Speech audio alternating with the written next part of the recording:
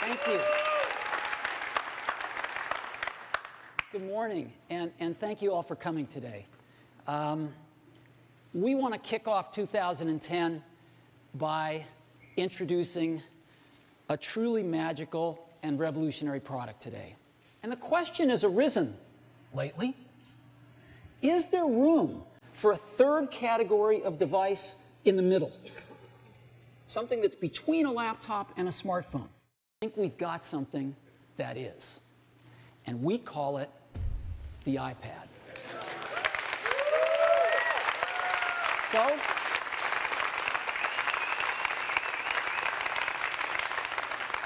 let me show it to you now.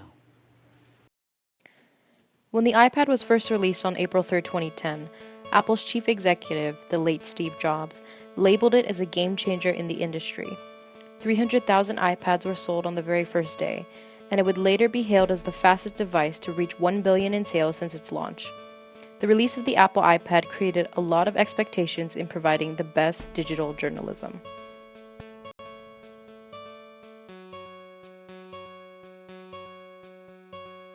Rupert Murdoch, owner of the Wall Street Journal, viewed the iPad as a good instrument that would save the newspaper industry by catching the attention of the newer, tech-savvy generation.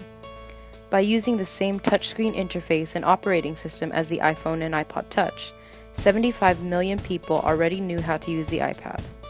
Industry insiders suggested that the iPad was anticipated in becoming the forerunner in the future of all traditional media, and Murdoch commented that the newspaper industry should not lose hope, but instead have its hope revived because it would see reinvention rather than elimination.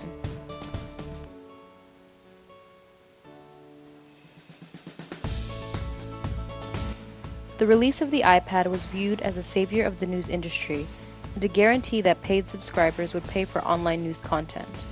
The media partners of Apple, like the New York Times and the Wall Street Journal, hopped onto the tablet in an early strategy of offering limited content for free and charging for full access.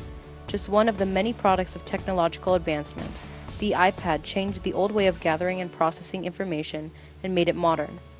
According to the Wall Street Journal, the development of new type of media, such as the Internet and the World Wide Web, is a process often surrounded and enveloped by exciting events that go far beyond the new medium itself, much like the hype surrounding the iPad release.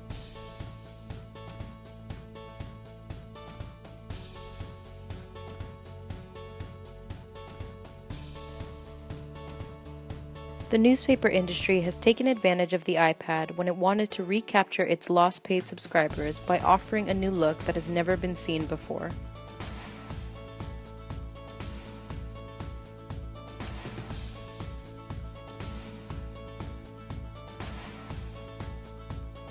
The New York Times claimed that the Apple iPad had captured the essence of reading a newspaper. It's everything you love about the paper, about the web, and everything you expect from the Times.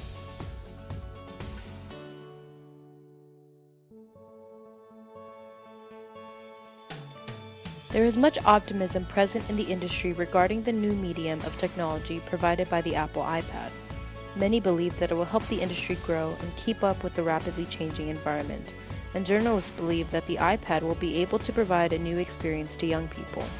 A generation of devices that are joyous to use can increase young audiences and prompt a new flourishing in book publishing, in in-depth journalism, in beautiful magazine design, and so on. This new technology will be able to improve the economy and financially boost the industry because iPad is a magnet for advertisers, drawn by the high-tech and media change creativity made possible by the technology.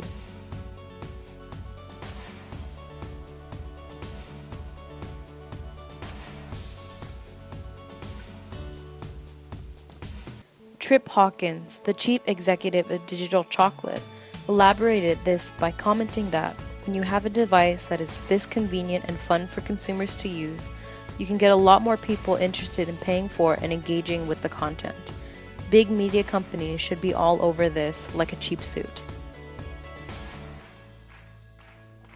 The iPad created a new way to read books, magazines, and news, to watch TV and movies, to listen to music, radio, and recordings, all while charging users for content which were otherwise free on the computer.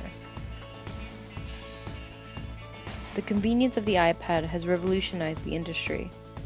But has it done its job in saving traditional media?